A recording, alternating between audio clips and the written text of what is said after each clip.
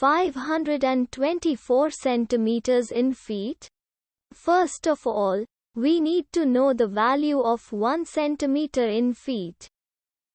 It's always 1 centimeter equals 0.03280839895 feet.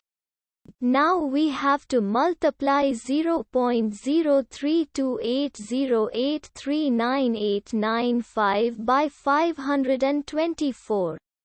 Therefore, 524 centimeters times 0.03280839895 feet equals 17.1916010498 feet.